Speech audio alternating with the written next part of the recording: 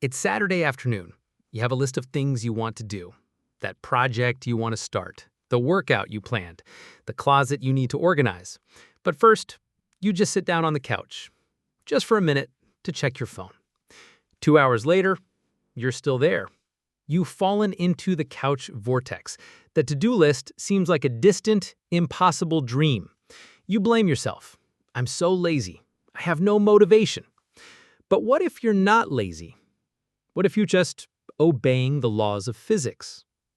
Specifically, Newton's first law of motion. We all learned it in school. An object at rest stays at rest, and an object in motion stays in motion, unless acted upon by an outside force. This isn't just about planets and billiard balls. This is a profound law about your life, and it perfectly explains the lazy afternoon. A body at rest, your body, on the couch, will stay at rest. It's the physical state of inertia. To get that body in motion requires a burst of energy. It requires an outside force. Our brain knows this, and because it's wired to conserve energy, it will resist that initial, difficult burst of effort. So it tells you stories. You're tired. You deserve a break. You can do it later. It's your brain justifying inertia. But here's the magic, the second half of the law. An object in motion stays in motion. Once you overcome that initial inertia, once you start moving, it takes far less energy to keep moving. The hardest part of a run is putting on your shoes and getting out the door. The first 5 minutes are hell. But after that, your body is in motion. Your heart rate is up. Endorphins kick in, and suddenly it feels good. It feels easy. The hardest part of cleaning the kitchen is washing the first dish. The hardest part of writing is the first sentence. The law of inertia applies to everything. Getting started is a battle against physics.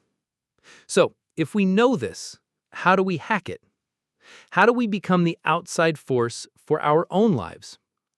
Strategy 1. The 2-minute rule. A close cousin of the 20-second rule. Don't commit to running a 5K. Commit to putting on your running shoes and walking out the door. That's it. Your goal is to make the activation energy so ridiculously small that your brain can't argue with it. Anyone can do something for 2 minutes. But once you're out the door, in your shoes, an object in motion stays in motion. You'll probably start walking and then jogging. Strategy 2. Create a launch ritual. Create a short, consistent series of actions that signals to your brain it's time to move. For a writer, it might be making a cup of tea and opening the document. For a gym goer, it's putting on your playlist and filling your water bottle. This ritual becomes the outside force. It's the gentle, reliable push that overcomes your inertia every time. Strategy 3. Design a frictionless environment. This is about making rest harder and motion easier. If your phone is the object of your inertia, leave it in another room. If your running shoes are what you need for motion, leave them by the door. You are using physics. You are increasing the activation energy of resting and decreasing the activation energy of moving. This isn't about self-control. It's about clever self-manipulation. Stop trying to be a person with more willpower. Start being a person who understands physics. The lazy afternoon is not a moral failure. It is a state of equilibrium, a natural physical state. And just like a still lake needs a gust of wind to create a ripple, your body at rest needs a small, deliberate push to create momentum. The secret is that the push doesn't have to be a hurricane. It can be a whisper, a single step.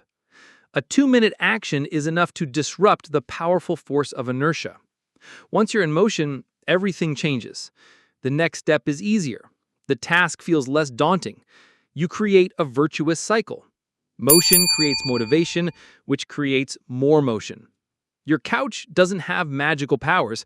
It's just an object with a very low activation energy. Your ambition isn't weak. It just has a high activation energy. Your job is to be the engineer of your own life, to build the ramps and levers that make movement inevitable. So the next time you find yourself stuck on the couch, don't beat yourself up. Acknowledge the law of inertia. You are a body at rest, and a body at rest stays at rest. Then be the outside force, the gentle push. Commit to 1 2-minute action.